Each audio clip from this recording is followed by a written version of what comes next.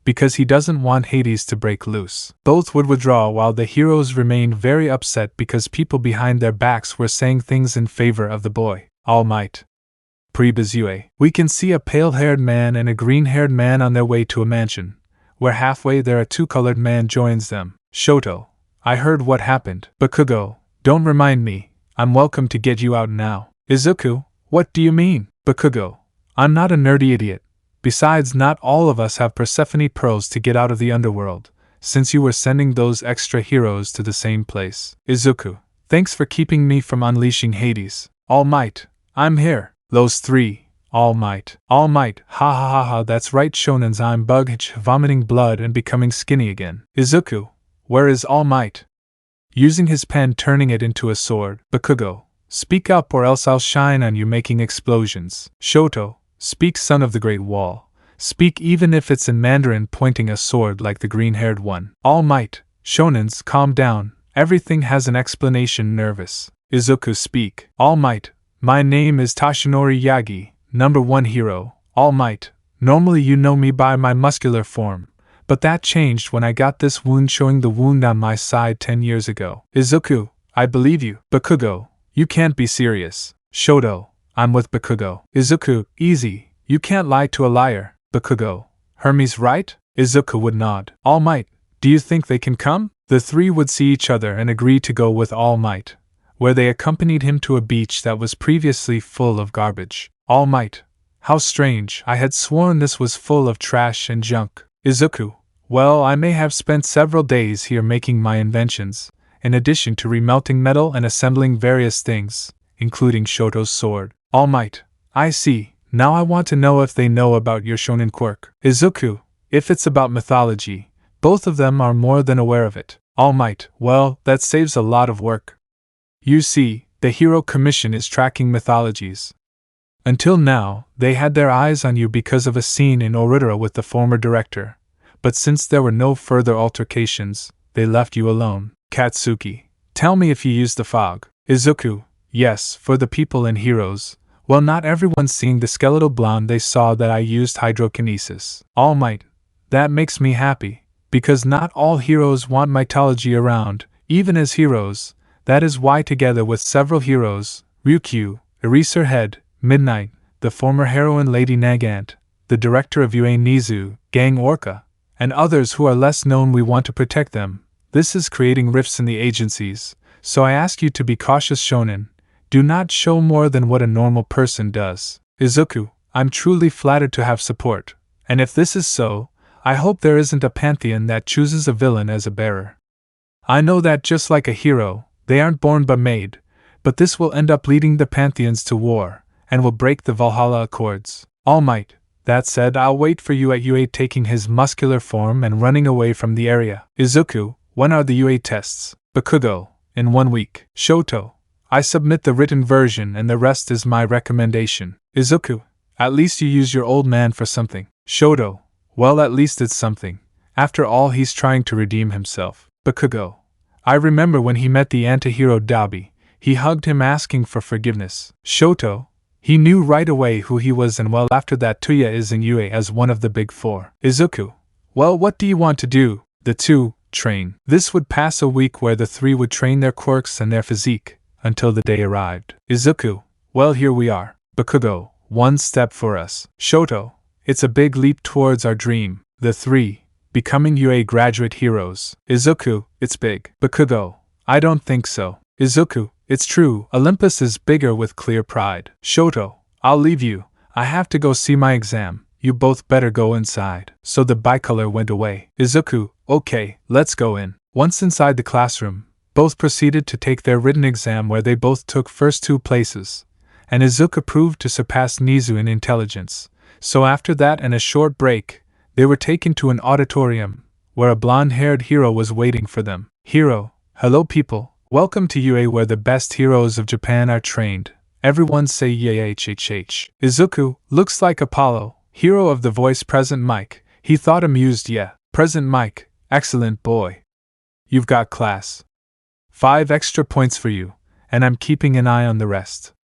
Anyway, it's time for me to explain the practical exam. So he would start talking about the robots from 1 to 3 points, the rules and everything that entails saving the 0 points, while Izuku muttered strategies under his breath being seen by Bakugo who, although he doesn't like it, would take 3 of those strategies to pass. Blue-haired, excuse me, standing up, the brochure mentions 4 robots. If this is a mistake by the UA, the most prestigious hero school, they should be ashamed. Izuku, great. A brainiac with displeasure giving a bitter tone in his voice very close to Ares. Blue-haired, and you pointing at the green-haired man have spent the explanation muttering things. If you come to waste time, go away, here we want to be heroes. Izuku at that moment, thanks to the fog, was able to hide an aura of darkness that Hades taught him to use to scare. Even so, the room, except for those who knew about him, felt an immense murderous instinct. Izuku, are you done barging in?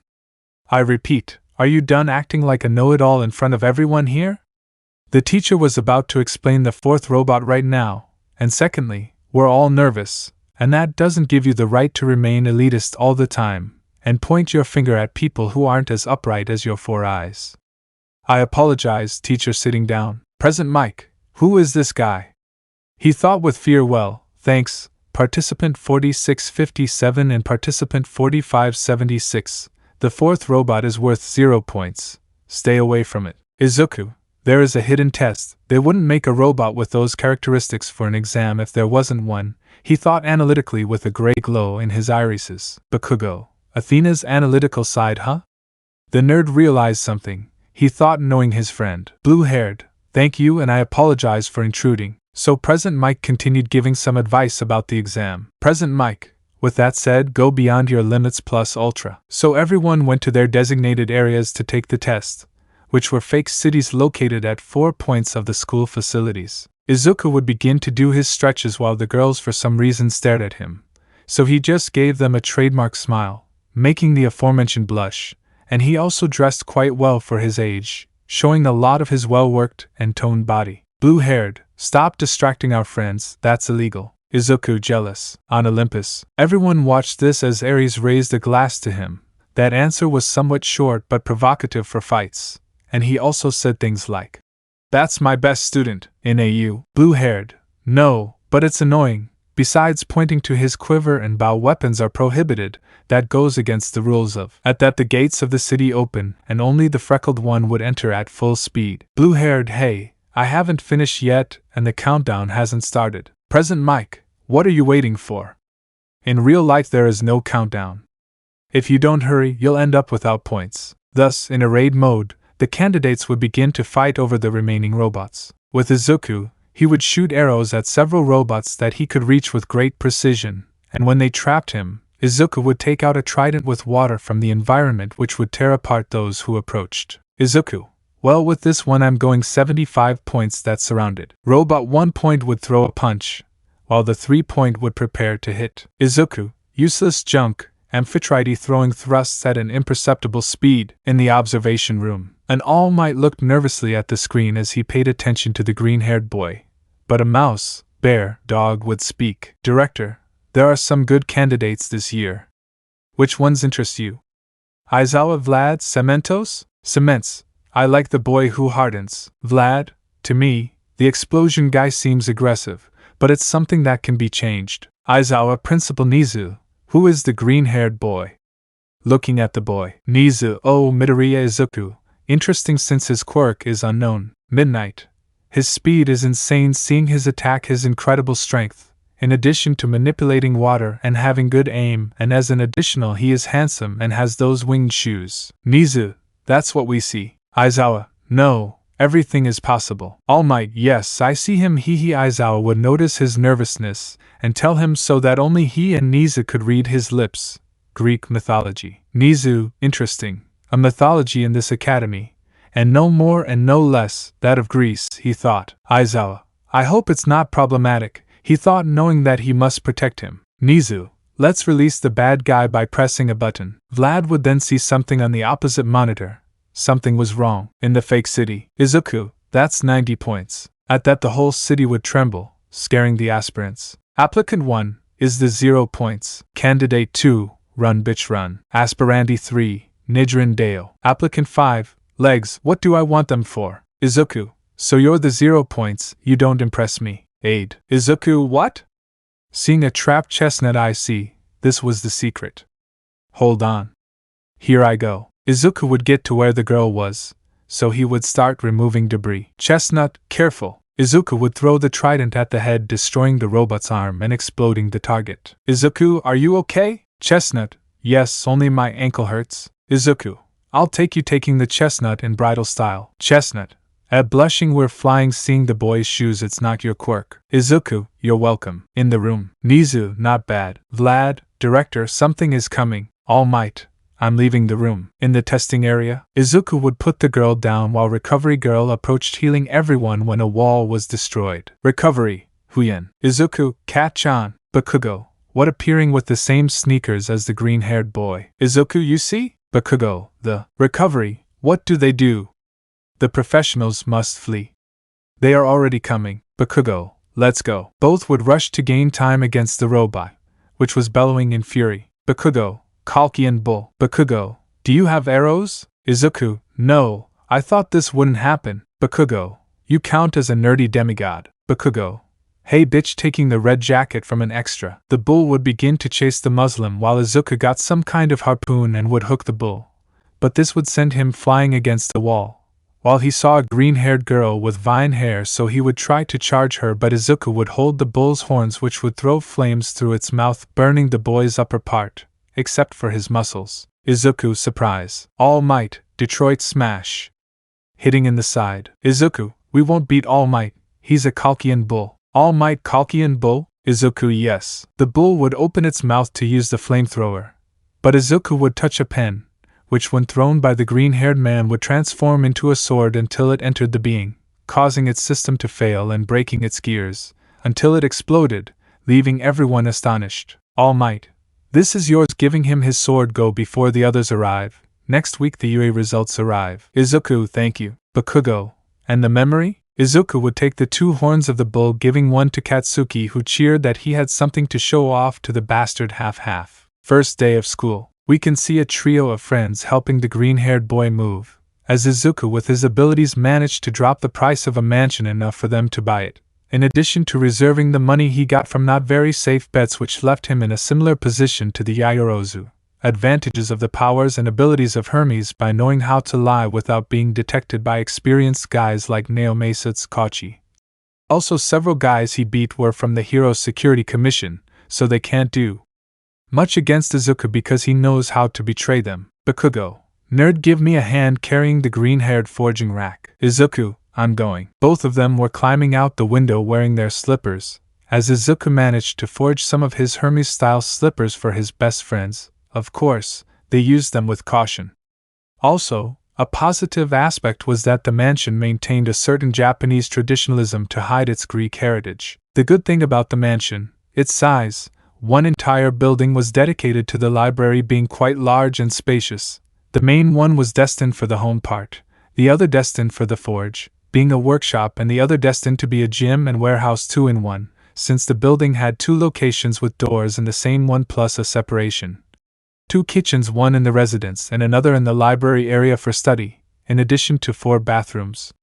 In addition, the house had the arrangements for the use of the power of the gods, since its plants were always in bloom or bearing fruit, in addition to having a pool that resembled a natural lagoon. Inko, she's beautiful, son. Izuku, thanks mom, it's the first of many I'm going to get, giving a childish smile. Inko, Izuku, you're going to be a hero, so don't abuse your gifts. Izuku, well, I'll ask Hermes Nissen to help me. Inko, what am I going to do with you? Bakugo, nerd, you got a letter coming in through the window. Izuku, thanks, Kat-chan, taking it and entering his room. Inko, well, Katsuki, what are those ways of entering? With a very sweet smile. Bakugo, don't worry, and Inko, only E is the C letter D of the UA. Inko, very well, relaxing the atmosphere. If you don't enter properly, you won't escape my wrath. Bakugo did what she said. Because Inko was scarier than her mother, Inko's character was very strong, since even Hera herself admired her, especially when she came down to have tea and receive advice on how to treat the god of war and be able to treat Hephaestus with more love after what happened between them. In Izuku's room, Izuku would proceed to open the envelope finding a round device. Izuku, interesting, touching a button, while a hologram of All Might appeared. All Might, I am like a hologram, like a normal person. Izuku, keep going like this and I'll lose the respect I have for you. All Might, well, young Midoriya, as you know after our talk with young Bakugo and Todoroki, I will be a teacher at UA. That is why it is my duty to inform you about your achievements in this entrance exam. As you will see on the screen behind me, you were first in an exam that shows that your IQ must be equal to or higher than that of Director Nizu of this institution. So you have passed the theoretical part with a 100/100. Izuku, well, that was known. With the help of Athena it can be done. All Might, well, now with the practical. For destroying villains you got 130 points, worthy of a second place, surpassing my record of 125 points. But you'll ask, is that all? Of course not. The teachers decided to give you rescue points when you realized the hidden exam. Rescue points. In addition to the bull you faced at the exit, you are awarded a total of 100 points of the same, placing you in first place. You were assigned to Class 1A. Come, young Midoriya, this is your hero academy. After those words Izuku would say to his friends and mother, making Bakugo want to kill something. So thanks to the fact that the Muslim has Persephone pearls, they both went to the underworld to calm down with a fight, returning 2 hours later with their clothes all torn, for which they were scolded by Inko. So another week passed and we see the trio of friends walking towards UA, where upon entering they were lost for 10 minutes until they found room 1A, entering noticing a redhead with shark teeth, a kind of feminine pink alien, a girl with jacks and an elegant ebony girl. The minutes passed and the room was filling up, until a blue-haired man with glasses would start fighting with Bakugo for the seat. The subject's name, Tenya Ida from the private semi-academy. Chestnut-haired, oh, it's your curly hair. Izuku, oh, you're the lady I saved from 0 points. Ida, it's true, you realize the hidden purpose of the exam, and you should have gone to jail for using your quirk without a license when facing that robotic bull moving his arms. Izuku, first, stop being so lateral. Second, it was very obvious if you noticed. A 0-point robot among the villains and no rescue. As heroes we must be aware of our surroundings, not only to confront and defeat villains, but to save people. At that moment everyone saw the green-haired boy. A red-haired man began to cry manly for such words, while a kind of giant caterpillar stood next to the green-haired man. Good words for an applicant.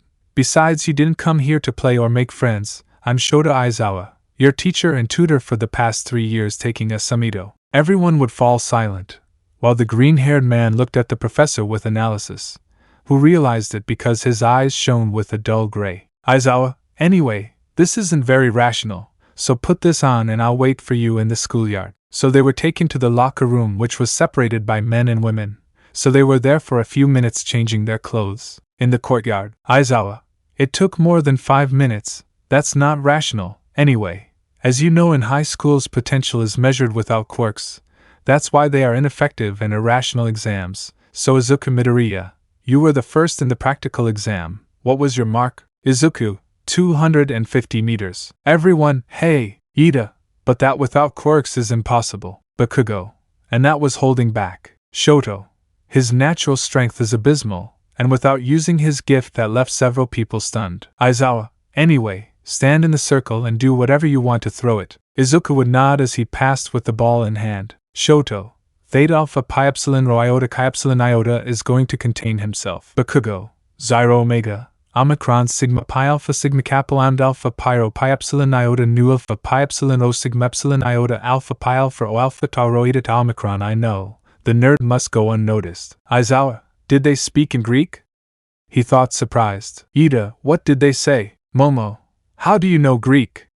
Surprised. Shoto, the nerd points at Izuku. Suddenly everyone saw how 3 containers of water broke while swirling around the green-haired boy. So scared Aizawa tried to stop his quirk, but he couldn't. Author's note, in the video, just watch when he breaks the tanks. Aizawa, mythology. It is the power of the god of the seas, he thought, surprised. Izuku would make a strong water cannon which would take the ball directly to Atlantis, without Aizawa knowing. Siro, that was great. Kirishima, he was very manly. Aizawa, to know what you must overcome, know your limits. Everyone would see the control that marked more than 9,500 kilometers and continued to increase. Ida, that was great. Mina, we can use our quirks, this will be fun. Aizawa, fun huh?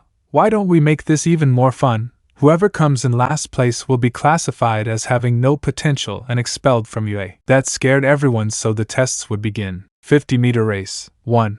Izuku in time 0.3 seconds. 2. Bakugo and Shoto in 0.6 seconds. 3. Ida Tenya in 3.5 seconds. In this test, Aizawa and the rest saw the sneakers of the three aspiring heroism. Momo would be drawn to it because she associated it with a Greek god due to the similarity, while the rest were impressed. Grip strength. 1. Izuku, who squeezed with great force, making 8 tons of pressure. 2. Mizo's Shoji with 500 kilos. 3. Shoto and Bakugo with 450 kilos. Lateral jumps. 1. Minoru Minetta for his quirk. 2. Izuku for his speed. Sit-ups, push-ups, and pull-ups. 1. Izuku for his resistance. 2. Shoto and Bakugo. Long jump. 1. Bakugo Katsuki for his quirk and winged sneakers. 2. Tsuyu Ajiri for her quirk. 3. Izuku to avoid attracting attention. Ball test. 1. Achiko Uraraka Infinite for her gift. 2. Izuku for his 10,500 kilometers, the distance at which the ball stopped. Aizawa. Well, these were the results of the exam I gave you. 1. Izuku Midoriya. 2. Katsuki Bakugo. 3. Shoto Todoroki. 4. Ida Tenya. 5. Momo Yaoyorozu. 6. Aijiro Kurishima. 7. Kyokujiro. 8. Fumikage Tokoyami. 9. Meza Shoji. 10. Tsuyu Ajiri. 11. Uraraka Achiko. 12. Ashido Mine. 13. Mashireo Ojiro. 14. Hanta Siro. 15. Denki Kayaminari. 16. Mizo Shoji. 17. Koji Koda. 18. Yuga Hoema. 19. Minoru Minetta. 20. Toru Hagakure. Toru. I don't want to go wa. Crying. Aizawa.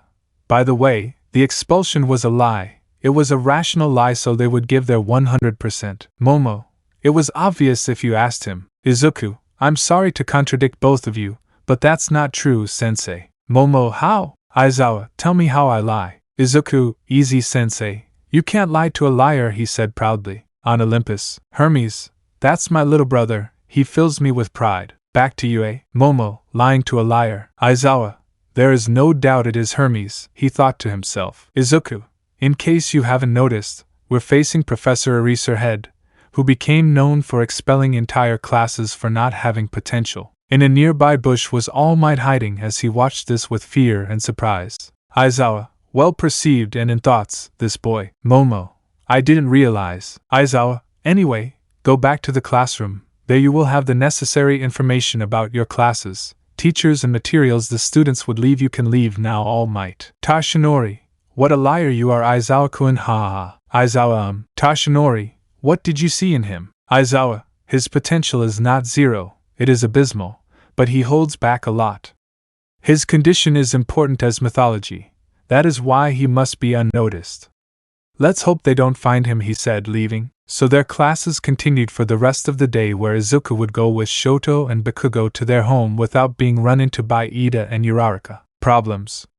Types of heroism. After a strange first day at UA, we can see the green-haired boy with his 2 best friends leaving UA school, where they would run into All Might in his scrawny form as they left. All Might, and how did it go? Izuku, sensei is interesting, although it is rare that he does not fall asleep after some activity. Bakugo, but he falls asleep in class with all the mess we usually make. Shoto, how does he do it? All Might, mysteries of life. The 4 of them would leave the area on foot because even though the mansion was close, they preferred to enjoy their time exploring and not the traffic and the sound of honking Japanese vehicles. For 10 minutes they talked about trivialities, hero suits, and trying to use some of Izuku's machines to torture Endeavor.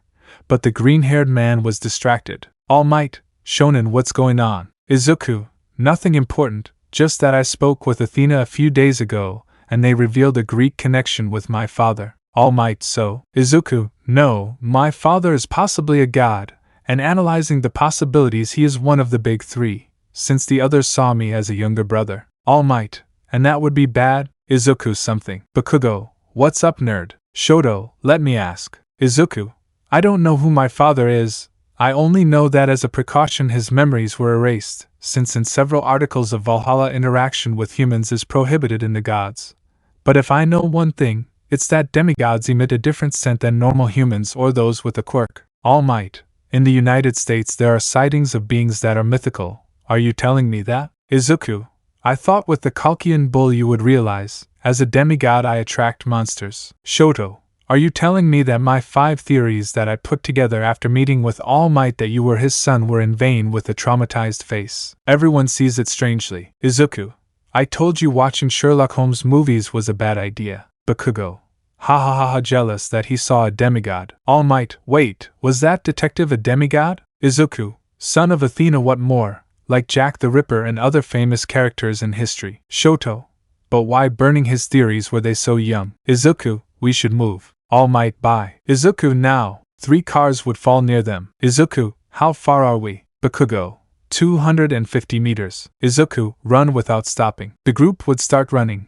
Well, 3 of them, since All Might in his skinny mode was being carried while at the Midoriya house. Inko watched the cars fall nearby, worrying about her son. With the group, Izuku, we must enter my mansion. Bakugo, I just want you to know something, nerd running, I blame you for this. Shoto, let's stop talking and run. Behind them, an imposing figure approached while the heroes attending the place saw them running from something invisible to their eyes that was throwing cars. Only when the fog that covered the being dissipated and they saw what it was did they get terrified and run away like a Latin American mother to gather clothes while it starts to rain. He was 3 meters tall, roared like a raging bull. His private parts were covered by a kind of loincloth.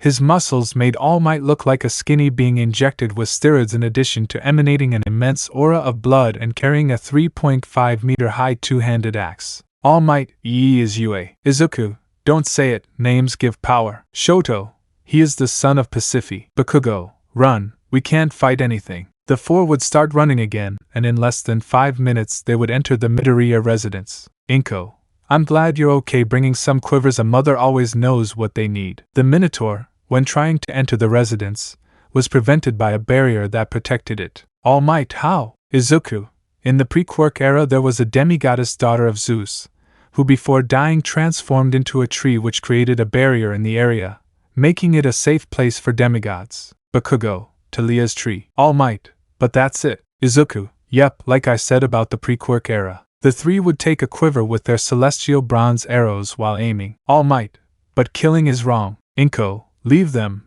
they are monsters in themselves, at least the Cyclops have reason and you can talk to some of them. All Might, I see, nearby. Bakugo, Shine shooting an arrow. Izuku, Shoto, come on. Both would launch arrows where only Izuku's would hit, since the Minotaur would block Bakugo and Shoto's arrows with his axe, while he was touched by the green-haired boy's arrow, growling in pain. Bakugo, damn nerd, shooting other arrows. Izuku would see that Bakugo's arrows would not hit him, so he would throw 3 arrows with good aim, burying 1 in the abdomen, another in the chest and the 3rd in the eye, while the monster roared in pain and fury. Shoto, we almost have it. Izuku would just take a nearby shield while with his pen/sword he would face the Minotaur. Katsuki, nerd! The Minotaur would strike with the axe while the green-haired man dodged with greater speed due to his smaller size while giving some cuts to the monster's legs and arms, enraging it.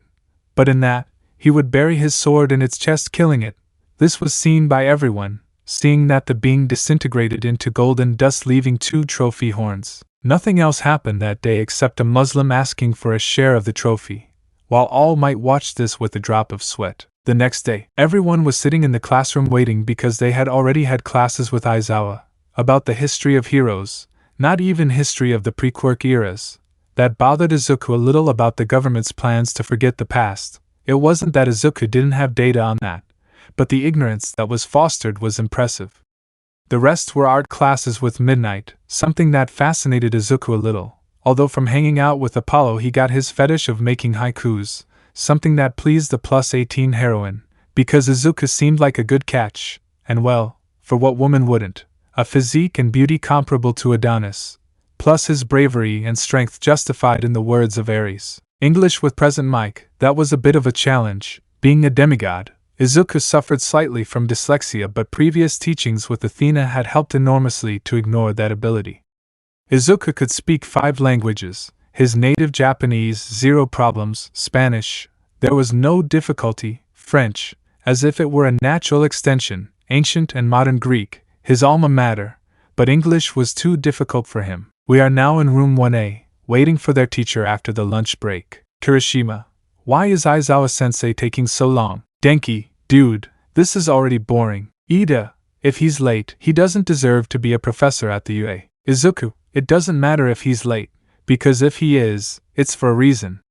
If you're responsible, you'll arrive. Ida, but the UA is a prestigious institution. I don't mind. Izuku just extended his sword, taking it out of a simple pen that amazed everyone and made more than one see him with authority, in addition to some seeing him as a possible villain, because for threatening someone, while the green-haired man had the blade at the blue-haired man's neck. Izuku, listen to me carefully, Ida. The fact that you are from the elite classes does not give you the right to demand an elitist style for everything. Aizawa-sensei said that each teacher chooses how to give their classes. And another thing, if you haven't noticed, like several that I can notice, that they want to recriminate me. Our teachers are professional heroes, so what can happen? Think 4 eyes. Even Miss Yayorozu assumed something like that. Ida, take that weapon away from me and see if I can get it in. Momo, Ida, enough. If you went to some, I'd behave like one, and not like a bucking prejudiced person who has no reason to be called a hero like many in this society. Everyone was silent because both were respectful. Izuku, thank you, Miss Yayorozu. Momo, tell me Momo Midoriya. Izuku, then you can call me Izuku. Bakugo, and to think that because he's Greek, he would try to flirt with her, he thought, smiling slightly. Shoto, interesting, you are not the son of All Might but of the Big Three, and from what I see you may be of Zeus, analyzing 3 theories with 3 different gods. But before they continued thinking, All Might, ha ha ha ha ha ha, I am entering through the door like a normal person. All Izuku, Bakugo and Todoroki, it's All Might. Todoroki, nope, I cancelled that theory, throwing everything he had to relate the green-haired boy with All Might, for having a closeness, although it was only time for Inko to claim him as a partner, and say that Izuku was her stepson. Inko and Tashinori, since meeting the green-haired man, had started dating secretly without anyone knowing, but that is not the topic of today. Bakugo and Izuku, it's official, I lost the respect I had for him, he thought, seeing this. The green-haired man already had in mind what he had to do in the face of this. Sell everything of All Might's because his respect for him had dropped considerably to 0. Kirishima, I can't believe it. Minetta, he is the teacher that every apprentice hero wants to have. All Might, ha ha, let's leave that aside. I will be your teacher on basic hero training, and what we will do today is taking out a paper. All battles. Bakugo, fighting, watching Izuku challenge him while taking a pen. All Might, but first you'll need these by touching a button. 20 briefcases will appear. I'll see you at Gamma Field. Everyone would take their briefcase and go to the locker room. While Minetta tried to look for something on the other side, everyone saw the green-haired man's physique again. Kirishima, you think you can give me the routine, Izubro? Izuku, of course, you just have to resist it. Ida TSK, as if it were a big deal. Izuku, it is to tolerate the Spartan training of antiquity, endure pain based on blows, train your physique until you faint, and so on. Kirishima, seriously, that is the routine, he said very nervously. Katsuki, yes, and with the Japanese Adonis, and the half-half we tolerate it. After that everyone would retreat to the countryside. In Campo Gamma, All Might, they say the suit doesn't make the hero, but you guys look amazing. Ignore Deku. Tsuyu, you look good. Achiko-chan. Uraraka, but I thought it was too tight. Minetta, Yue is awesome. Bleeds from his nose upon seeing Momo. All Might, okay young people, let's go. Tsuyu, Midoriya-chan, Karo is missing. Izuku, I'm already sorry. Had a shield like Percy's in the Lightning Thief. All Might, well, the test consists of a 2-on-2 team confrontation, where one team will be made up of heroes and the other of villains. The latter's job will be to protect one of these papier-mâché bombs while the heroes try to recover it or capture the villains. Any questions? Momo, is he sure to go without basic training? All Might, I'm a firm believer in learning as you go, so we'll take it 2 steps further. Teams: A. Midoriya Yayorozu, B. Ida Bakugo, C. Kaminari Zero, D. Todoroki Jiro, E. Kirishima Sato, F. Ahoyama Ishido, G. Minetta Uraraka, H. Koda Ajiri, I. Ojiro Shoji, J. Tokoyami Hagakure. Yayorozu, I hope we can win. Izuku-san. Izuku, of course. All Might, the first match will be between Team A, heroes, against Team B, villains. You have 5 minutes to prepare. In the fake city, Izuku and Yaoyorozu were in position while in the building Ida and Bakugo discussed what they would do. Izuku, I know Kat-chan will come for me.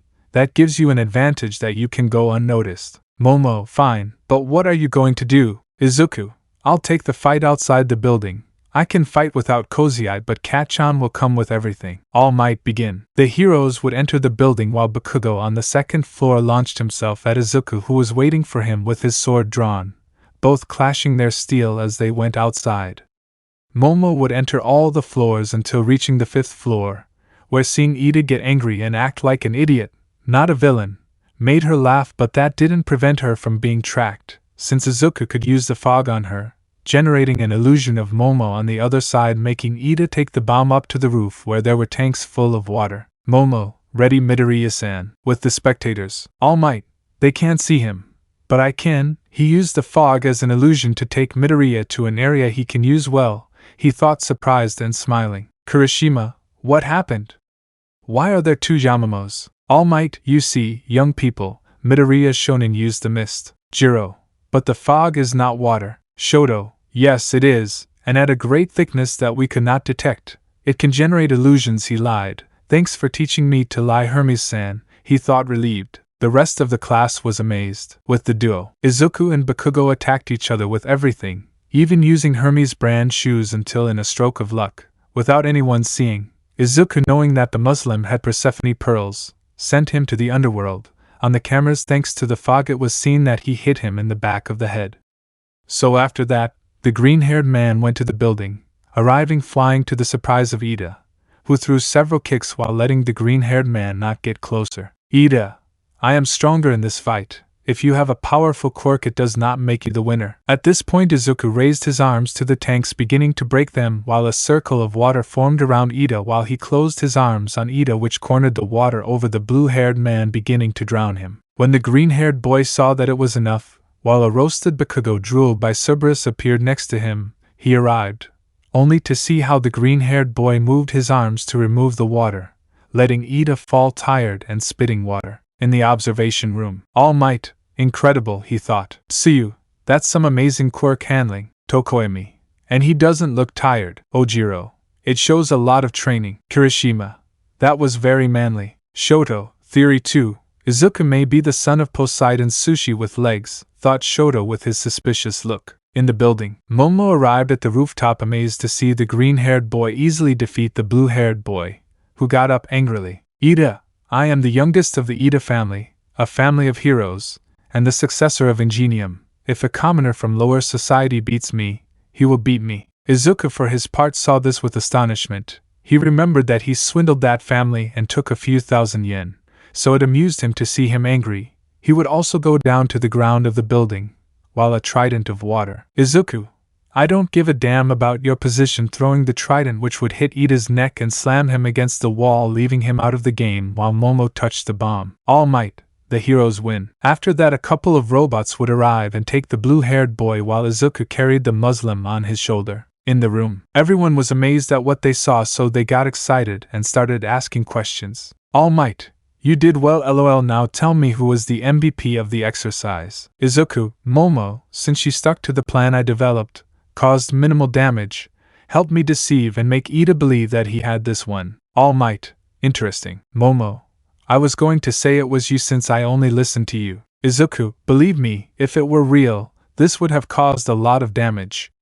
He and I wanted to fight like children, and that could have caused unnecessary damage and innocent lives. All Might, they said more than I thought. After that came the tests where Todoroki, Jiro, Shoji, and Kirishima, among the cults, would stand out. At the exit, Izuku and Bakugo were arguing, while Todoroki and All Might looked at him until Bakugo, damn nerd, you had to send me to the damn underworld. Izuku, don't worry, you can go out peacefully, you have Persephone's pearls. Bakugo, I drool on Cerberus and Sharon almost submerges me in a river of lava. Izuku, but no peace, staying quiet, we are not alone. All Might, yes. Unfortunately, a voluptuous brunette, a rocker girl, a green-haired frog, and a dyed redhead were stunned to hear the entire conversation they were having. They had just discovered a great and dangerous secret, leaving them speechless. While All Might, Shoto, and Bakugo tensed up, and Izuku knew he wouldn't have to lie because the Muslim, in his anger, had said too much, telling a truth. Class President. We find ourselves at UA Academy where All Might, Shoto, Izuku, and Bakugo were talking about the green-haired boy's powers, since he had sent Bakugo to the underworld, who to their surprise and good luck, had Persephone pearls. But to their bad luck, their conversation was not private since a redhead with shark teeth, a violet-haired girl with jacks in her earlobes, and a busted brunette accompanied by the frog waifu of many, were amazed by what they heard. Izuku, guys, can we help you? Trying to lie. Momo, DD of VC Truth, nervous. Kirishima, you sent Baku bro to the underworld? Tsuyu, what's your quirk, Karo? Jiro, what's up, guys? Izuku would just sigh. Izuku, I'm not sending you back because I should go find you later. Shoto, oh. Izuku would send Shoto to the underworld just in case. Momo, where did you send it? Izuku, to the underworld. Let's go to a more private place. All Might, let's use the Midoriya residence. After those words, they decided to leave the UA, where Shoto appeared with them while complaining about being sent to the underworld. Everyone's question was how they could get out, or more importantly, what the green-haired boy's quirk was. The journey was quite strange, as All Might, Shoto, and Bakugo were analyzing the path for safety reasons. They didn't ask why, as they might be terrified. Momo, I know this neighborhood. It is said that only the richest tycoons live here. Jiro, that you weren't wealthy when you were Yayorosa? Momo, due to an incident my family lost some money. Nervous. Izuku whistled nervously, remembering that time, by accident and as a joke, he and Hermes, with the complicity of Bakugo and Shoto, had caused the stocks of a couple of companies to plummet, causing panic. Of course, those affected only cried like babies for half an hour as the market stabilized again, but some lost a little money because of that joke. Be that as it may, the green-haired man would later make amends for that as an apology. With the walk they would be able to see a traditional mansion where Momo would be surprised because that house was in the eye of her family to be bought when something collapsed its value. But someone got ahead of it, being her classmate. Izuku, welcome to the Midoriya residence. My maid hasn't arrived yet but starting to smell with those who knew his secret. All Might, this scent. Oh, I see, maybe I'll have that privilege, he thought with a chuckle. Shoto, and Hestia's cookies, yummy, he thought drooling. Momo, but what? Izuku, my aunt is making cookies. He sees her. Oh, hello, Aunt Hestia. You'll also like. Hestia, oh hey guys, they'll be ready soon. Izuku, we'll be in the library. Hestia, of course. Momo, Hestia? Tsuyu, like the goddess of the home? Kirishima, guys, come on, I don't think gods are. Izuku, yes they are. Jiro, you're already scaring me. Is that real? Izuku, fortunately yes, she is my Aunt Hestia and my secret is simple. I am a demigod. Momo, but how do you know? Izuku, I found out by chance, and here I am. Jiro, but what is your quirk? Momo, if you are a demigod, who is your father? All Might, shonens, gods cannot raise their children, and Midoriya's father is unknown. We only know that he is Greek. Momo, you used water as if it were something natural. Tsuyu, and if you sent someone to the underworld it wouldn't be possible. Karo. All Might, that's because there is a quirk called Mythology.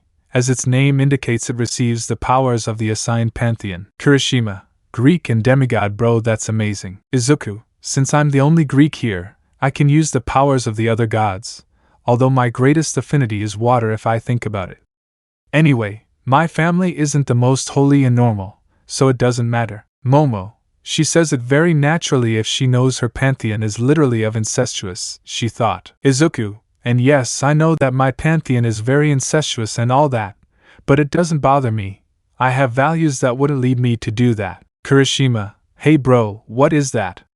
Pointing at a horn. All Might, it's the horn of a minotaur surprising everyone yesterday. One attacked us and well, here's the proof. Kirishima, that's so manly. Tsuyu, why do I feel like we'll be in much more danger now? Izuku, guys, something you should know is that as a demigod I emit a strong aroma that only monsters can smell. Momo, so. Jiro, will you attract monsters? Izuku, yep, he said simply. Now this must not get out of here. This group is closed, plus I have several enemies, and among them is the commission of heroes from almost the entire world. Shoto, so that you understand, those who possess Izuku's power, since they cannot be controlled, contained and manipulated, are sent to disappear. Bakugo, added that almost nothing kills him except Momo, the Longinus spear, right? No one understood anything except those who did, so they informed everyone who didn't know about the subject, as well as tried Hestia's cookies, which tasted of comfort and family.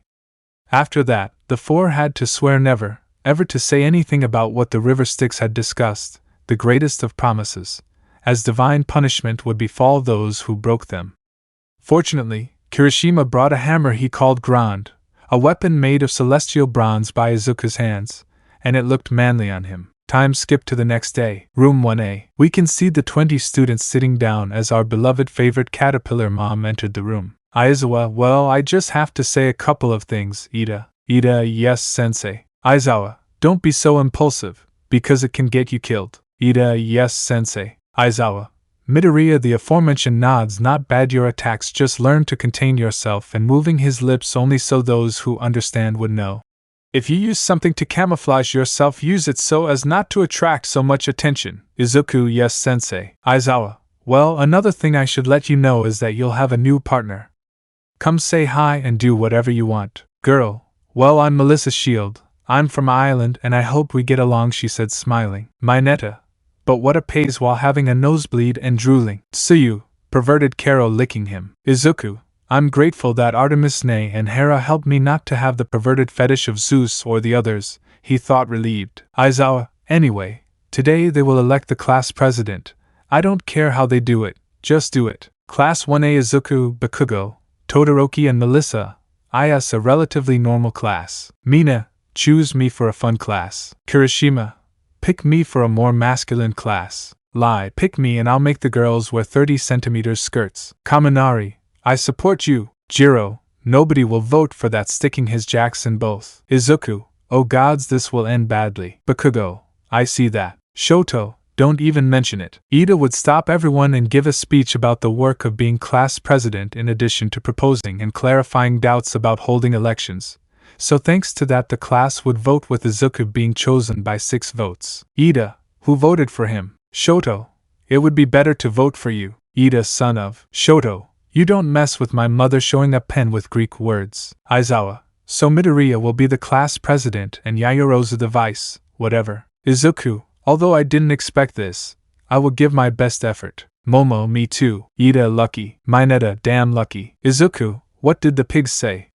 He said with a silver glow in his eyes and a terrifying face like Poseidon from Shimatsu no Valkyrie. Ida, and nothing, intimidated. Minetta, nothing. Izuku-sama, scared shitless. Time skip lunchtime. Izuku was sitting with his group, his 2 best friends and the new 4 believers of the Greeks. Kirishima, still a baby in his crib. Izuku, wanted to go in search of adventures. Bakugo, steals oxen, sees turtles. Shoto, create a super cool lyre. Tsuyu, they seriously sing that. The 4, yes. Momo, children. Jiro, although the rhythm is good, I say. At that point an alarm would start to sound. Speaker, alert, security level 3 active. Please leave the UA peacefully. The dining room was in chaos. Many were crying. Others were running around like slaughtered chickens, and Izuku was getting angry and about to unleash Hades. Izuku, let's see, you damn cowards. If you look at it, it's nothing more than the press. If these are aspirant heroes with the press, I don't want to think what they'll do with real villains. Random student 1,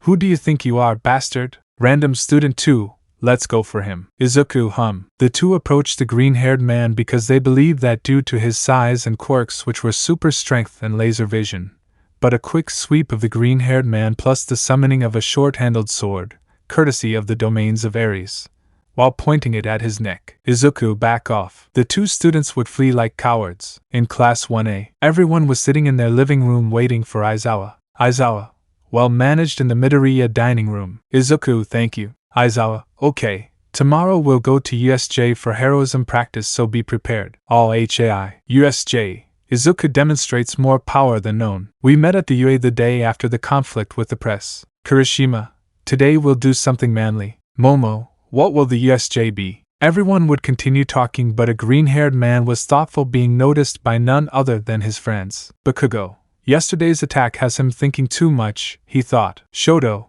and the detective was me, ha ha ha, thought the half emo. Izuku, there is something that does not convince me. Something sudden like what happened yesterday at UA is not opportune. There is something behind it. Where is the logic, he thought. But all action and thought was interrupted by the appearance of Mother Caterpillar. Aizawa. Well, kids, in half an hour we'll leave for the USJ. You choose whether or not to wear your hero suits. Oh, and Midoriya handing over a briefcase, your new suit with the upgrades you asked for. Izuku. Thanks, taking the briefcase. Aizawa, like I said, get ready and I'll see you at the entrance. 30-minute time skip. The entire Class 1A, except for Izuku, was gathered together talking to each other. Ida, the president is missing. It is irresponsible of him not to be on time. At that moment Izuku would arrive on the scene, showing a complete change of his hero costume. The girls started to steam out of their ears while the most perverted ones started to bleed from their noses. Kirishima, bro, you look very manly. Izuku, thank you. Tsuyu, Izuku-chan. Karo, what are you carrying behind you? Izuku, something that identifies me as what I am taking out the shield. Tokoemi, your mastery in the water is impressive, so it is worthy to compare you to the tyrant of the seas, Poseidon. Izuku, he thanks. Izuku would put his shield on his back as the bus arrived, and Izuku told them to sit however they wanted, despite Ida's comments. Bakugo, oh gods, the 4 eyes is more tiring than before, he thought nervously. Shoto, Ida, shut up, freezing the mouth of the aforementioned. Class 1A, you saved us, we are grateful. After that, Class 1A left on the bus to USJ. Everyone was talking except for the trio of friends who were listening to something strange, because Jiro was laughing. Kirishima, what are you listening to? Tsuyu, how childish. Karo, Kirishima, that's why from now on they are my bros. When the 3 heard about Orion. Izuku, that's not true, Orion was Gaia's son. Momo, Orion, the hunter? Izuku got a little upset hearing that. Izuku, that pig is not a hunter, he wanted to kill Artemis. Momo, but the myth doesn't say that. Izuku, Orion was a giant, son of Gaia, born as the antithesis of the twin gods, Apollo and Artemis. Unlike his siblings, Orion doesn't have dragon legs, and he's relatively handsome in the eyes of women and gays, so much so that he could pass for a very tall human. I'm glad that bastard's dead. Everyone looked at him as if he were crazy, except for those who knew about mythology or the green-haired man's Greek lineage. Aizawa. He is very aware of this, and in his fury he utters some words that at least the rest see as something crazy, he thought, analyzing. Tsuyu. Her eyes are silver and not that normal striking water green, she thought, looking at the eyes. Mina. How funny. Listen, I have a question. We've known each other for a relatively short time, but what are your quirks? Thus beginning a canon-like conversation where Izuku evaded the question with extreme epicness and strategy. Aizawa. Shut up, we've arrived, get out of the vehicle. Everyone would pay attention and see how a kind of astronaut approached them. Uraraka. Oh, it's 13, I love 13. Izuku. It shows Uraraka-san. 13. Welcome everyone to the Unexpected Events Simulation Unit, or USJ for short. Here you can use your quirks freely to perform the exercises. But you must know something. Just as weapons can kill and become an extension of oneself, quirks are a natural extension of us. So if we use it wrongly we can kill, therefore we must be cautious when using our quirks. That's all I wanted to add. Everyone would start to applaud while Izuku felt somewhat uncomfortable in the environment, because as a demigod he possessed some characteristics of the Greek pantheon. He was dyslexic with some languages, in addition to suffering from a mild case of attention deficit hyperactive disorder, ADHD, something natural in every demigod, since these are his innate battle reflexes. Being much more aware of his surroundings. Bakugo, what's wrong? Izuku, a bad feeling. Shoto, and that almost always means trouble. Aizawa managed to hear the 3 talking and that caught his attention, so with his senses on alert he decided to enter the USJ. Upon entering the USJ, everyone was surprised except Izuku, because he knew Olympus, the underworld and its 8 prisons plus the Elysian fields, dangerous places in the case of the underworld, and beautiful and admirable, in addition to the fact that normal living humans cannot enter without the intervention of gods or demigods. Before they took another step into the USJ, a portal of purple smoke would begin to form. Izuku, as always, I'm right. Shoto, prepare yourselves. Kirishima, what's up? The lights would begin to flicker, while the portal would become larger and larger from which villains would begin to emerge. Among those villains stood out, one with hands all over his body and the other was a chicken on steroids. Peliceleste, isn't All Might here? How bad, I wanted to destroy him. But what does it matter? At least killing all these students will break his spirit. Kurogyri, you already know what to do. Kurogyri, as I ordered Shigaraki Tamura, with the students. Kirishima, how good fake villains. Izuku, no, they are not. Aizawa, step back. Momo-sensei, her quirk. Izuku, he's not one for long fights, but I doubt he doesn't have a strategy. Aizawa, you can't be a hero with just one trick, besides I always have a plan. After that, 13 would start going out with the students, but they would be intercepted by Kurogyri, unfortunately for Aizawa, who was surrounded by villains. Kurogyri, greetings young people, my name is Kurogyri and we are the League of Villains. We have come so that All Might can take his last breath. Kirishima and Bakugo launched themselves at the mist using their quirks, but it sent them flying.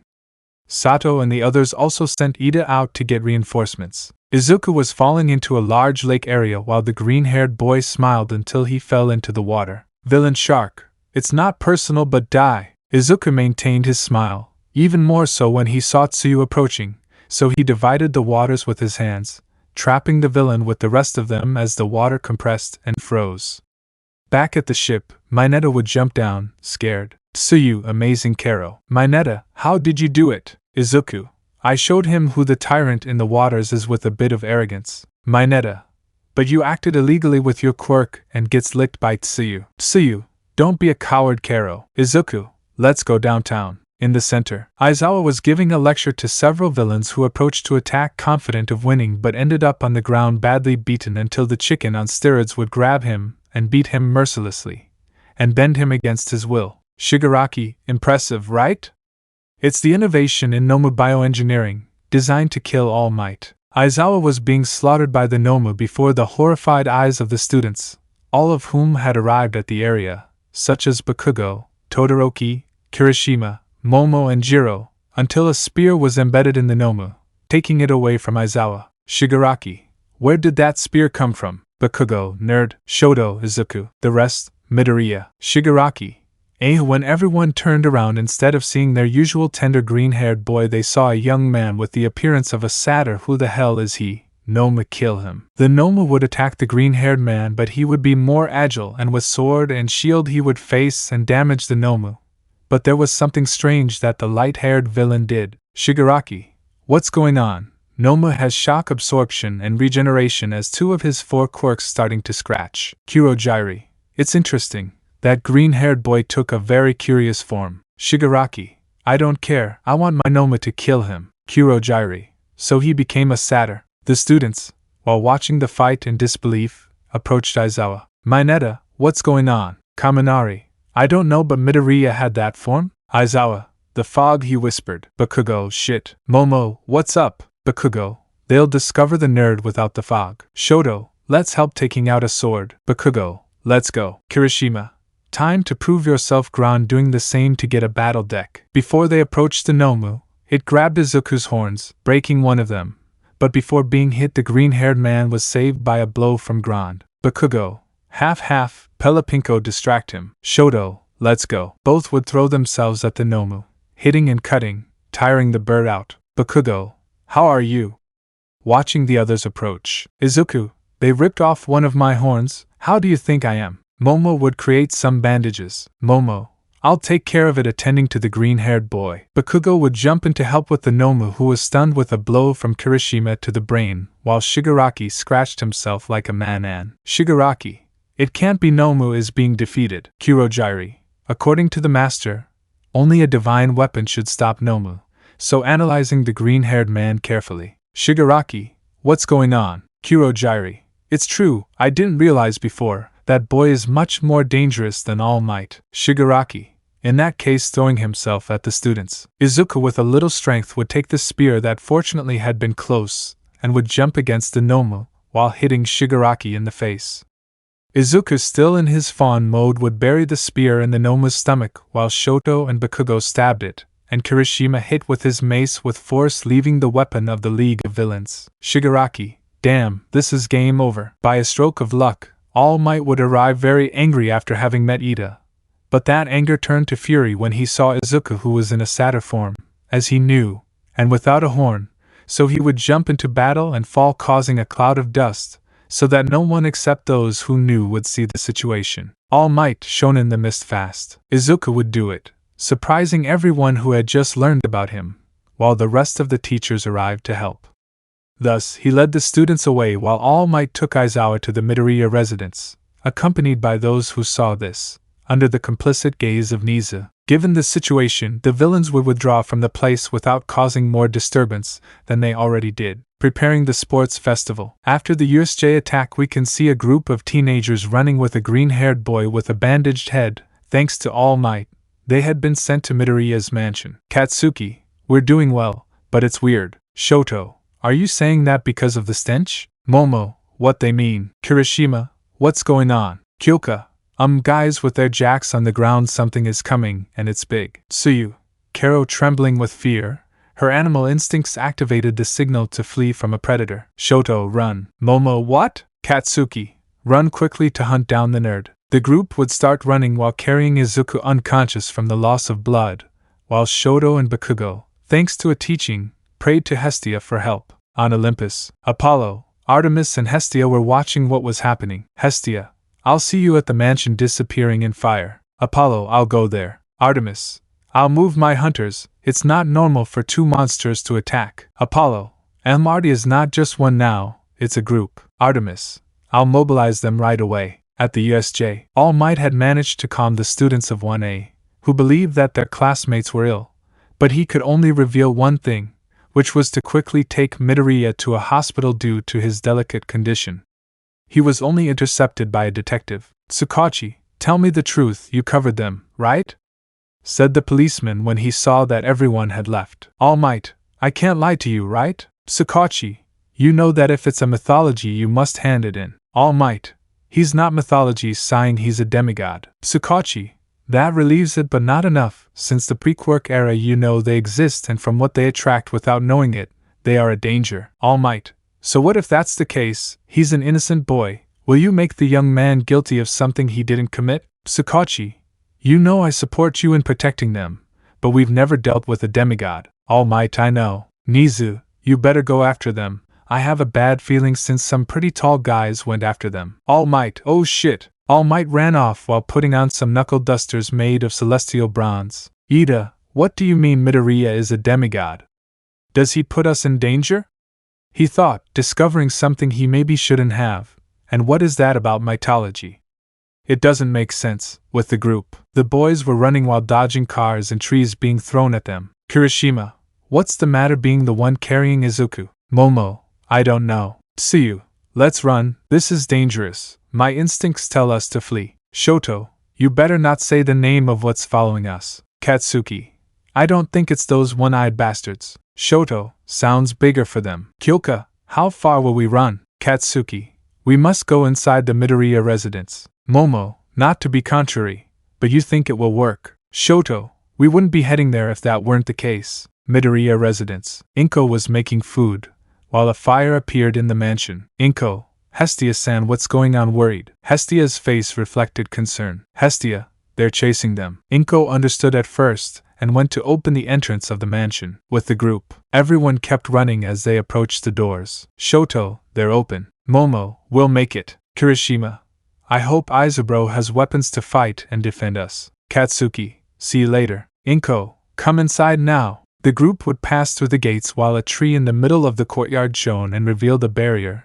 This amazed everyone, and Hestia only remembered one of the daughters of Zeus, a daughter for whom Poseidon and Hades almost went to war. Momo, what is that? Tsuyu, the tree shone Karo. The monsters upon arriving were prevented from continuing by the barrier. Katsuki, Talia's tree. Shoto, protects us. Hestia, so it was them. Shoto, how did we not realize? Hestia, Lestragonian giants. The monsters were about 5 Lestragonian giants, cannibalistic giants, almost 3 meters tall, with muscular arms covered in terrifying tattoos, with sharp teeth and completely yellow.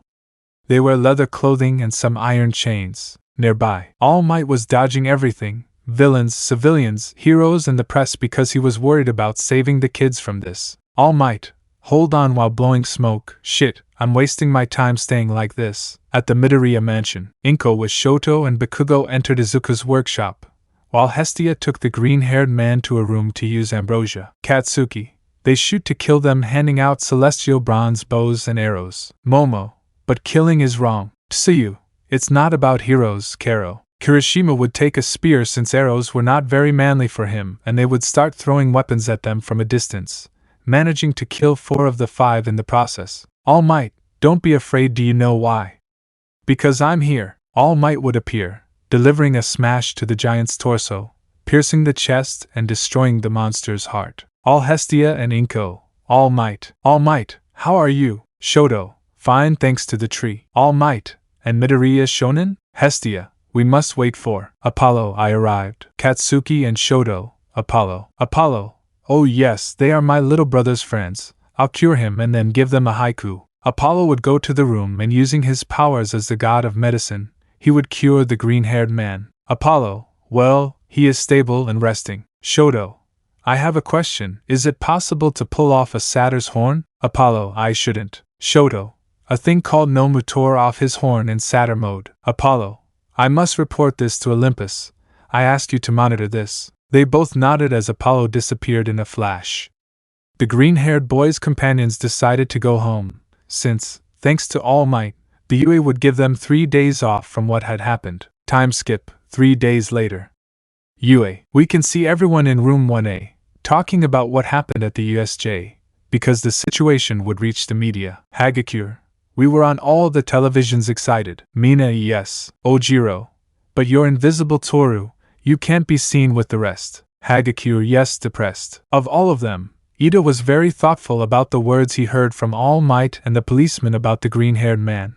But these thoughts were dispelled when the aforementioned entered the room and was bombarded with questions that made him uncomfortable, except for one that left him frozen. Tokoemi, what form was that you used against the Noma? Katsuki, shit, how did he see it if we used the fog, he thought. This question was not answered because Aizawa had entered the room. Aizawa, sit down, passing with bandages everywhere. 0.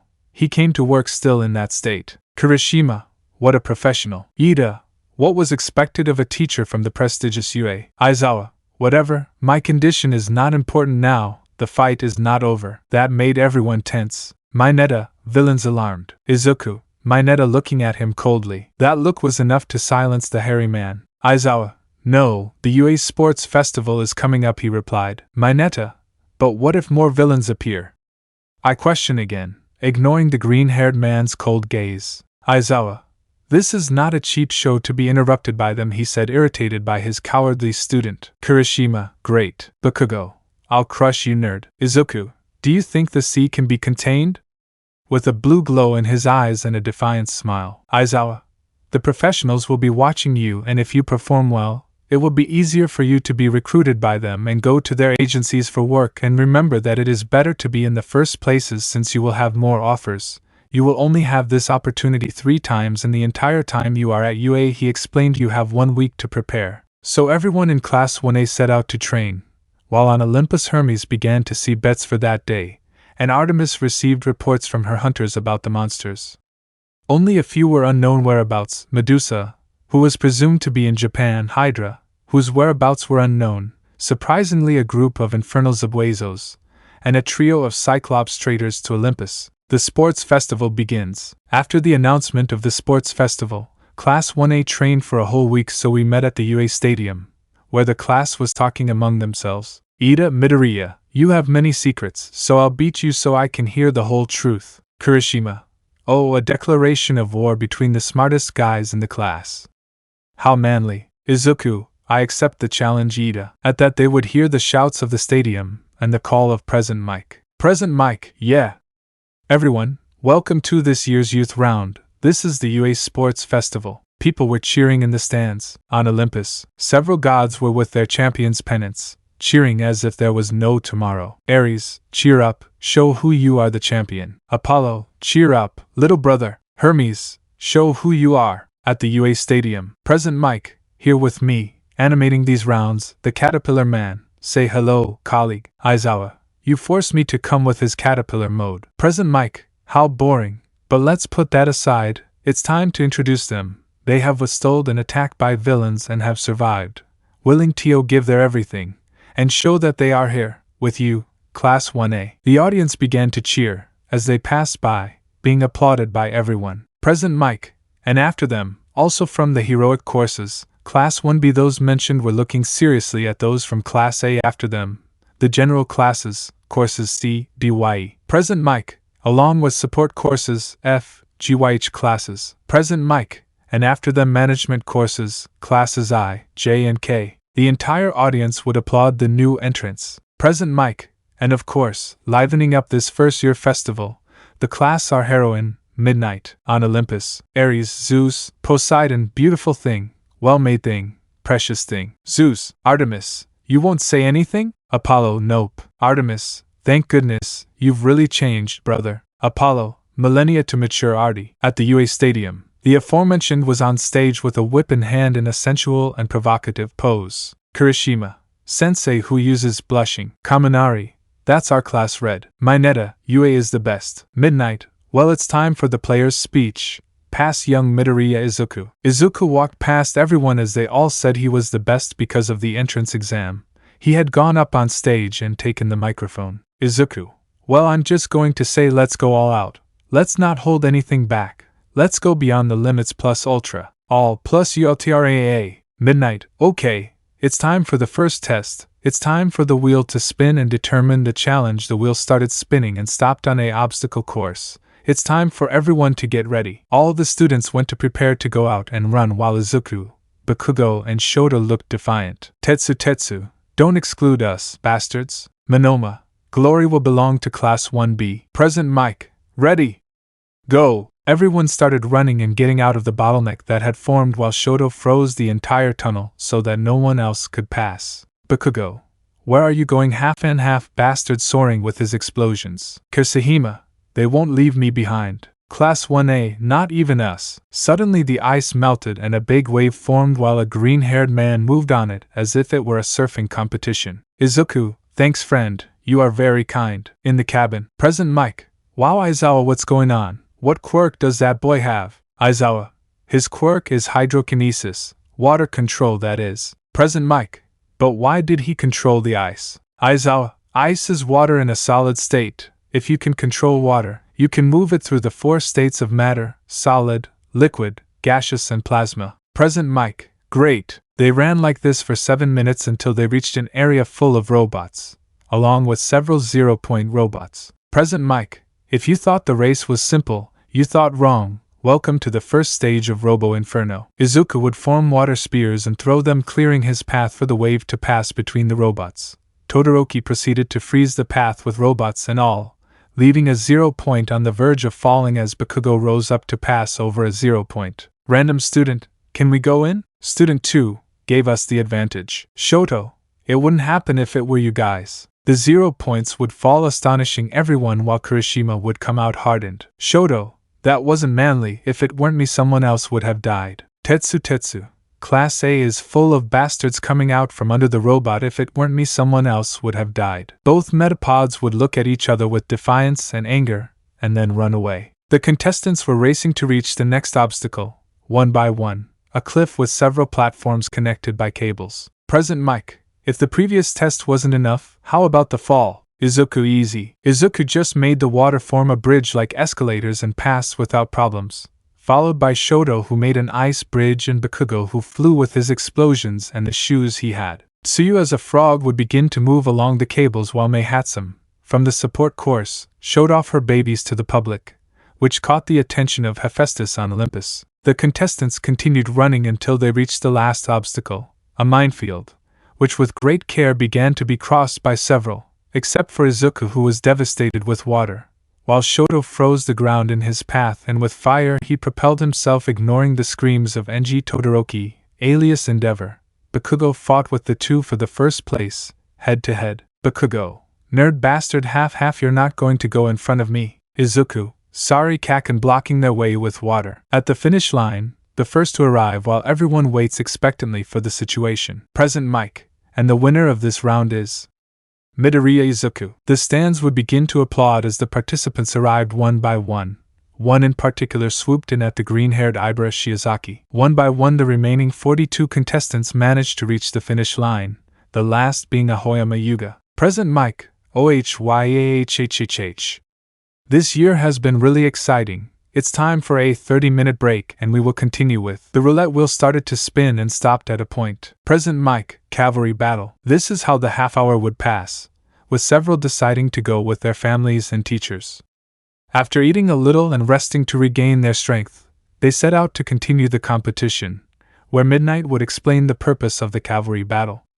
After the explanation, they were given 15 minutes to choose their teams. Teams identical to canon, except for Izuku replacing Uraraka with Ibara, the same with the green-haired girl's team. Present mic, timeout. Bakugo, hours. Shoto, target. Monoma, it is 1. Shinzo, the green-haired boy's points. Present mic, 3-2-1 Gyoul. They would all throw themselves at Izuku, who signaled Ibara to create a dome of vines while he used his hydrokinesis and surrounded them with water. Mei Hatsum for her part electrified the water with a baby, with the voltage to leave Kaminari idiot, while Tokoyami used Dark Shadow as a lookout, and distributed shots of water arrows with the help of Izuku from the top of the dome. The only ones who dared to go were Bakugo, Shoto, Shinzo and Monoma, who luckily stole Bakugo's points until he recovered them just in time. Present mic, time over. The teams that will move on to the next round have already been chosen. In first place we have the Midoriya team, demonstrating the superiority of the defense. In second place we have the Todoroki team. In third place the Bakugo team, and in fourth place the Shinzo team. After that, Ojiro and a boy from Class 1B would retire for their honor, with Tetsu and Uraraka being their replacements for the 1 vs 1 fighting round. End of chapter. Izuku's internship hero defined. The chosen hero is Fat Gum. Mythologies confirmed at the UA. Aztec Pantheon, possible champion, Kirishima Aijiro. Pantheon Chinese, possible champion, Todoroki Shoto. 1 vs 1 fights.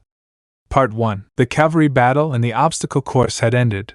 Everyone had received a half-hour break plus another 15 minutes for recreational games that those who did not qualify for the 1 vs 1 fights would play. Izuku, Bakugo and Todoroki were talking to each other, challenging each other, while an angry Endeavor, who saw the trio with daggers, because since his tool joined them, Shoto became more rebellious, and even more confrontational. Endeavor, Shoto, what do you want, old man? Endeavor, using my power you will beat anyone, including them, pointing to his group, except it once and for all. Shoto, shut up you old shit. I control myself and I use my power, shine. After that the trio left, leaving Endeavor very angry.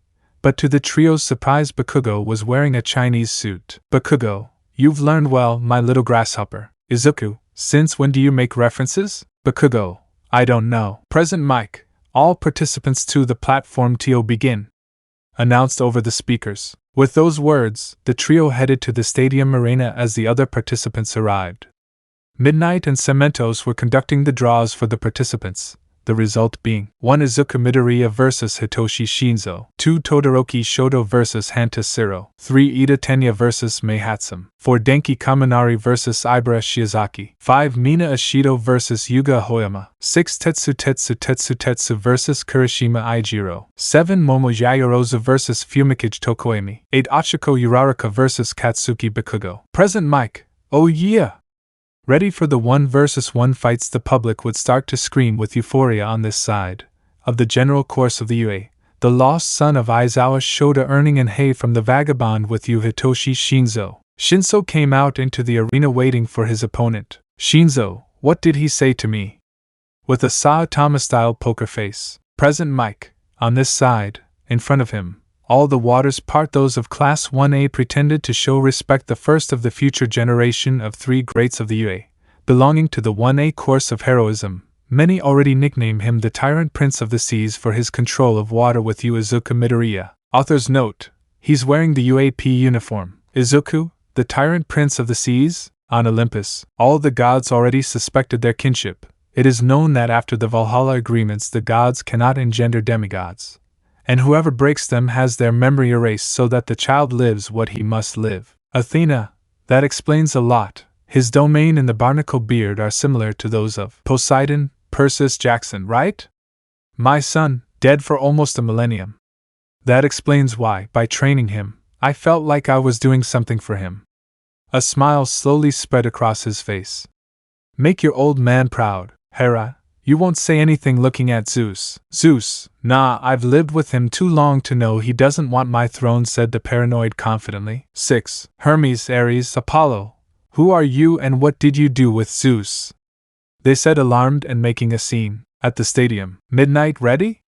Waiting for the answer after the rules were clarified, both would nod start. Izuku would start using his hydrokinesis, gathering water even from the stands. Shinzo. So, Tyrant Prince of the Seas, to me you are a simple blessed with an incredible quirk. Izuku. I was quirkless because of the delay of my power, so stop talking nonsense. Are you complaining that your incredible brainwashing gift, a surprising power for heroes, they told you to be a villain?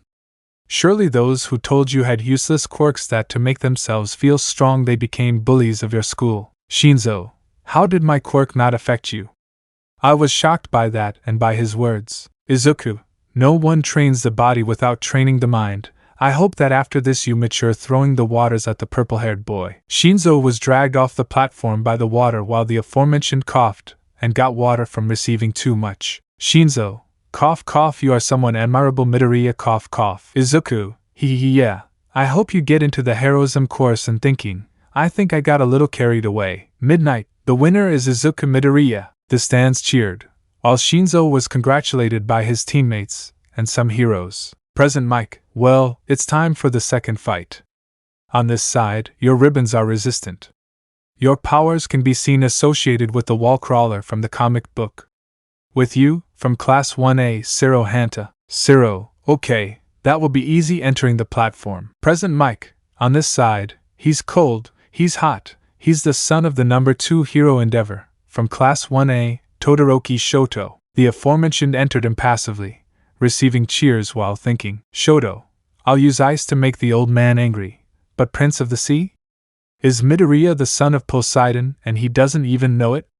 He thought about making Endeavor angry and elaborating one of his theories. Midnight ready? Ciro. Yes. Shoto. Yes. Midnight begin cracking his whip. Ciro. Prepared to lose, wrapping the bicolor with his ribbons to throw him out of the ring. By a stroke of luck, Shoto applied pressure with his hindquarter muscles, his legs, and stopped the whipping of the ribbons. Shoto, I win. Shoto emanated his ice-freezing Ciro in an ice cube to look at Endeavor with a superior smile, while the old man was turning purple with rage. Midnight, Ciro, can you continue? Ciro, do you think BRR that BRRI can BRRR?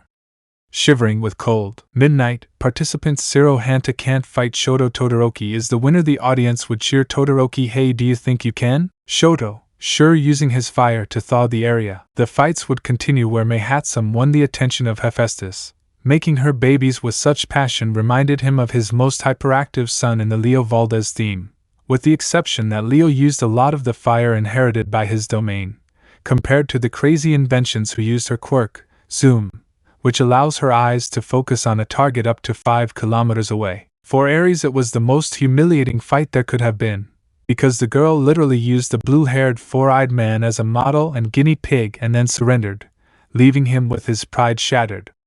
He understood, fights are exciting when they are just that, and not a science exhibition. The other gods did not attract much attention from the fight between that duo. The next Ibra Shiozaki vs Kaminari Denki was quite short. The green-haired girl only had to tangle her hair in the defective Pikachu to win. Her hair itself resembled vines, which being plants did not transmit electricity. That ability was interesting to Demeter, although everyone saw how she transmitted an Abrahamic aura. Only a mythology of the deceased Elohim could give that aura of peace and harmony. Apollo and Hermes realized when they saw a certain green-haired girl while Aphrodite put together her ship book, Izuku Exam, or Izubara as she baptized it. Mina Ashido vs Yuga Ahoyama was disappointing in itself. Aphrodite's attempted non-biological son was just a pretty face, not a force. Ares even said that even Adonis was better than him. It simply took acid in his belly button and ruining the belt to knock him out, forcing him to surrender. The duel between the two metapods was extremely strong. Even Ares encouraged them. They gave each other everything, even headbutting, ending in a tie. The next fight, Momo Yayorozu vs Tokoemi Fumikage, sparked Hades' interest in the power of the Bat Croaker, a form of darkness. The fight was fairly quick, as the creation user struggled to come up with a strategy, which caught the attention of a certain goddess of wisdom and strategy, though she lost, seeing a great strategist in her. The following fight, Uraraka Ochiko vs Katsuki Bakugo, was quite explosive and serious, as the Machi showed her mind in action, launching a meteor shower with debris that was blocked by a small Muslim shrine. Uraraka fell without strength while the public shouted everything at her, some supporting her, others, like rookie heroes and sensitive public, insulted her like a modern millennial pseudo-progressive, being defended by Aizawa. At the end of this round, the UA Metapods resolved their tie with an arm wrestling match, with Kirishima himself winning, where both ended up giving each other the manly handshake. Midnight. Well, the next fights are between 1. Todoroki Shoto vs Midoriya Izuku, 2. Ibara Shiozaki vs Tenya Ida, 3. Bakugo Katsuki vs Kirishima Aijiro, plus 4. Mina Ashido vs Tokoemi Fumikage. Thus ended this first stage of 1 vs 1 combat. 1 vs 1 fights, Part 2. After the first round of 1 vs 1 combat, the students were given a 15-minute break while Professor and Pro Hero Cementos set up the combat arena. Cements. They saw me as a cement mixer? Present Mike. No, not a mixer, but a cement mixer. The public. On Olympus. Hermes. That joke was amazing. Apollo. Yes, incredibly bad. Both. Ha ha ha ha ha ha ha. Artemis. TSK. Ares. Ha ha ha ha ha. Athena. How illogical. At the UA. As the minutes passed to prepare for the fights, on the green-haired boy's side we could see the freckled boy walking towards the exit door for his fight against his second best friend. But said walk was interrupted by a fire. Hero. Izuku. Endeavor. I would pronounce that name with annoyance. Endeavor. Ah yes, it's you, one of the inept ones who made Shoto deviate from his predestined path. Izuku. Are you talking about the selfish dream of the worst excuse for a father?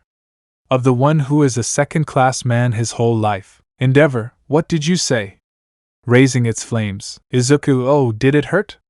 No, let them tell you the truth. Eternal number 2. Endeavor would take Izuku by the neck. Endeavor, I'll only tell you this once. You'll make Shoto use my fire side or I'll kill those you care about, and you'll see how I make your hero career end before it even begins, brat. Izuku, do you think I care about your threats, Enji?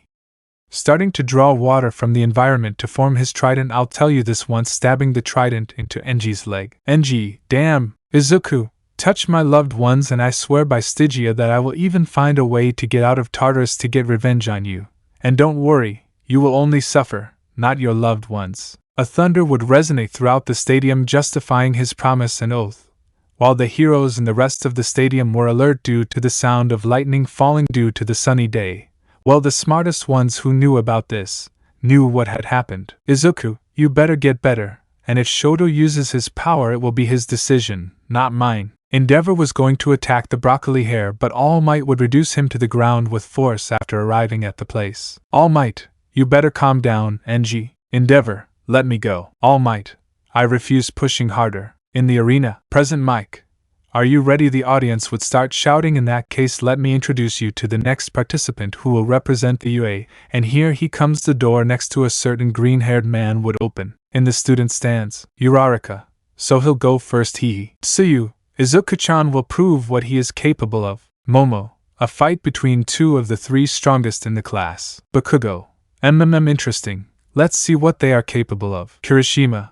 Oh, this fight will be interesting. And soon you'll be at his level. A female voice would speak, calling Kirishima's attention. Kirishima. Who said that? He would exclaim excitedly. Mina. Kirishima. There is no one else. Kirishima? Huh? I felt like someone was talking to me. You'll hear from us soon, little shark, Monoma. I hope they both lose. Growling. Kendo would knock him out and apologize for it. In the sand. Present Mike. If each candidate were judged by their potential in the field, he would be known as the Poseidon of UA. The Susanoo of 1A. The stands would begin to celebrate, while Poseidon snorted for having mentioned and compared his son with the god of Shinto in the USJ. He unleashed a bit of his fury, which will make all the villains fear. One of the future 3 most powerful greats of the UA. They called him many times the tyrant of the seas of UA. His name is Midoriya Izuku. The aforementioned entered the area shirtless due to his encounter with Endeavor.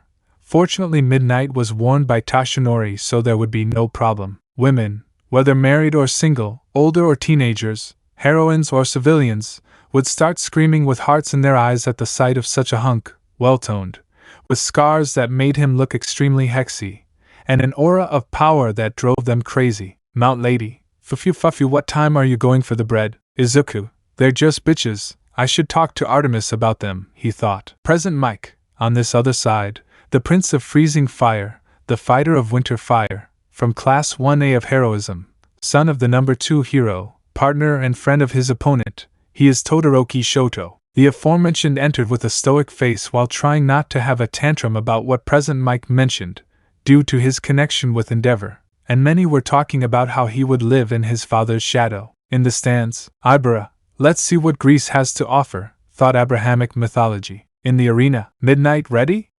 Both would nod begin. Shoto, no hard feelings? Izuku, of course. Shoto, as soon as the green-haired boy responded, would throw a gigantic pillar of ice. Izuku would simply make the ice turn into water and fill the surroundings of the platform, leaving only a fighting field and that of the teachers as if they were islands in the middle of a lagoon, while he made movements and attacked Shoto with water. Shoto, shit, jumping, dodging the giant water bullet. Izuku, let's fight seriously. Shoto, take it, throwing a flare of fire. In the stands, Endeavor was starting to smile. Endeavor, Shoto.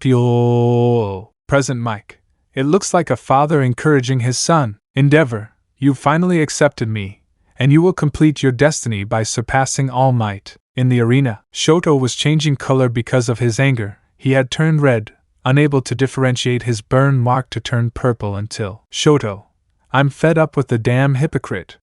From his side of fire a flame came out against Endeavor. Izuku, not bad. Endeavor shows Shoto surprised to absorb fire with his quirk. Shoto, shut up, I don't know how they put up with you. Just because you're my father doesn't mean you're completely selfish when it comes to achieving your bucking goals, damn extra. In the student stands, Kirishima, wow, surprised, like the rest. What do you think, Baku bro? Bakugo surprisingly shed a few tears that he tried to hide. Tokoyami, huh? Seeing the little tear. Denki, are you crying? Bakugo, no. Yes. The half fills me with pride. In the arena, Shoto, let's continue. I want to make it clear that I'm better than him. Izuku, that's how you talk. Shoto launched waves of fire and ice that Izuku repelled with water. Izuku disguised his hydrokinesis movements with the water control he saw in an anime with Apollo. Shoto and Izuku battled with everything, amazing the spectators until Izuku would turn his arms like tentacles as if he were a kraken with water. Shoto simply dodged the green-haired boy's lashes and blows as he was attacked by fire and ice. They were both so caught up in their fight that they didn't even notice the rest of the crowd, which was soaked with water and sweating from the hot steam generated by the contact between the fire and water. Shoto, let's get this over with. Midoriya, smiling with excitement. Izuku, that's how you talk. Midnight Cementos would start making walls with his quirk, while Izuku and Shoto launched themselves, one with fire and ice, the other with a water tornado, colliding both in a cloud of steam while it became a great gust of air, at the same time that Naruto used another hidden domain with the fog, umbrakinesis, leaving Shoto off the platform and him with his fist raised while everyone regained their sight. Present Mike, the winner of this round is Midoriya Izuku. The audience would start to cheer. This is how the following battles would begin to happen. Ibra Shiozaki vs Tenya Ida left the speedster entangled in a number of vines with thorns that made it impossible for him to use his recipro. The girl's ability caught the attention of Persephone, who watched everything from the underworld, just as in Olympus Demeter watched with a smile of admiration at such power related to the plants of the young green-haired woman. In nursing, Ibra was entering because her thorns left Ida somewhat ill, so with the consent of the old lady from UA, Recovery Girl would use Raphael's healing fire. Not bad, Abrahamic. Ibra, it's you, Greece. Izuku, of course, who would say two mythologies together, and the most beautiful chosen one that Miguel has acquired. Ibra, oh, are you trying to use Charmblade against me? I'm immune to Aphrodite's abilities, hee. Izuku, the most beautiful woman is the one who is hard to conquer, winking at him to leave. Ibra would blush for what was said while on Olympus Apollo.